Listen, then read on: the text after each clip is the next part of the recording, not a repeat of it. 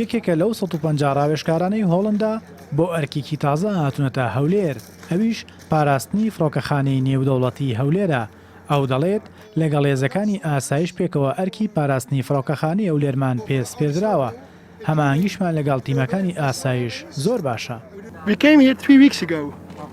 سێ هەفتە لەمەوبەر هاتینە هەولێر و بەرپرسیارەتی بنکە سەربازیەکانمان وەرگرتو و لەگەڵ ئاسایش هەمانجیمان هەیە و پێکەوە کار دەکەین. بەگشتی یاریمی کوردستان شوێنێکی تەواو ئارام و ئاسایش و سەقامگیرە. بەڵام ئامادەکاری خۆمان کردو و لەگەڵ پێشمەرگە و ئاسایش و هێز ئەمنیەکانی دیکەش هەمانجی و هاوکاریمان هەیە. 150 ڕاوێژکارەکەی هۆڵندا چەند ڕۆژێکە گەشتنەتە فڕۆکەخانەی نێودەوڵەتی هەولێر و دەستیان بە پاراستنی فڕۆکەخانەی هەولێر کردووە. ئەوان دابەشی چەند تیمێک بوون بە هاوکاری هێزانامنیەکانی هەرێمی کوردستان و نزیکەی 25 سەربازیشیان وەک تیمی هاوکاری ئەرکدارکراون و هاوکاری لۆجستیکی پێشکەشی ئەو هێزانە دەکەن کە ئەرکی بنکە سەربازیەکانیان لە ئەستۆیە. سەرۆکی تیمی ڕاوێژکاری ئەو پەیمانانی نێودەوڵەتی لە هەرێمی کوردستان دەڵێت بە هاوکاری هێزانامنیەکانی هەرێمی کوردستان فڕۆکەخانە دەپارێزین و ژمارەیەک ڕاوێژکاریش ئەرکی پێدانی ڕاوێژ بە هێزەکانی پێشمەرگەیان لە ئەستۆیە. At this moment in time in the Kurdish region we have approximately 150 soldiers. ئێستا نزیکەی 150 سەربازمان لە هەرێمی کوردستان هەیە و زۆر بەشیان ئەرچیان پاراستنی بنکە سەربازیەکانی هاوپەیمانانە لە هەولێر. ئەویش بە هاوکاری هێز ئەمنیەکانی هەرێمی کوردستان و نزیکەی 25 سەربازیشان و تیمی هاوکاری ئەرکدار کراون و هاوکاری لۆجستی پێشکەشی ئەو هێزانە دەکەن کە ئەرچی بنکە سەربازەکانی لە ئەستۆیە. ژمارەشیان ئەرچی پەیدانی ڕاوێژ بە هێزی پێشمەرگیان لە ئەستۆیە.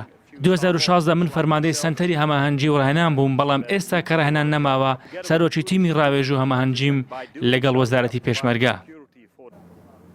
باڵوێزی هۆڵندا لە عێراق ڕاوێژکارانی هۆڵندا لە فڕۆکەخانەی نێودەوڵەتی هەولێر بەسەر دەکاتەوە و لەگەڵیان گفتوگۆ لەبارەی پاراستنی فڕۆکەخانە و هەماهەنگیان لەگەڵ هێزەکانی پێشمەرگە دەکات.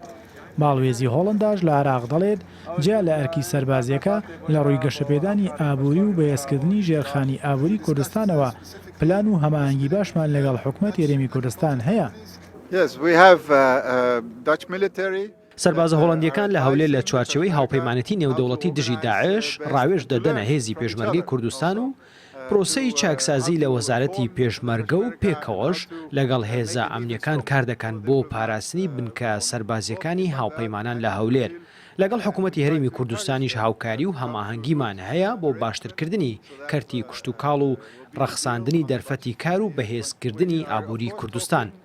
هەموو هەوڵە دیبلۆماسیەکانیشمان لە هەرێمی کوردستان و بەخداش خستوەتە گەڕ بۆەوەی لەسەر بودجەی 2021 هەرێمی کوردستان و عێراق پێکەوە بتوانن بە زووی بگەنە ڕێکەوتنێکی باش. لەگەڵ دەستپێکردنی شەڕی داعش هۆڵندا لە چوارچەوەی هاوپەیمانی نێودەوڵەتی دژ بە داعش هاوکاری پێشکەشی هێزی پێشمەرگە کردووە و ئێستاش بەردەوامە لە هاوکاریەکانی لە قۆناغی ئێستا جگە لە ڕاوێژ و پێدان بە هێزەکانی پێشمەرگە هێزەکانیان بە هاوکاری هێزە ئەمنیەکانی هەرێمی کوردستان ئەرکی پاراستنی فڕۆکەخانەی نێودەوڵەتی هەولێریان لە ئەستۆیە دوای سەردانەکەی سەرۆکی حکوومەتی هەرێمی کوردستان بۆ هۆڵندا لە ڕووی پارەپێدانی کەرتی کوشت و کاڵ هاوکاری زیاتری پێشکەشی هەرێمی کوردستانیش دەکات. مشمە ساڵح کوردستان 24 هەولێر.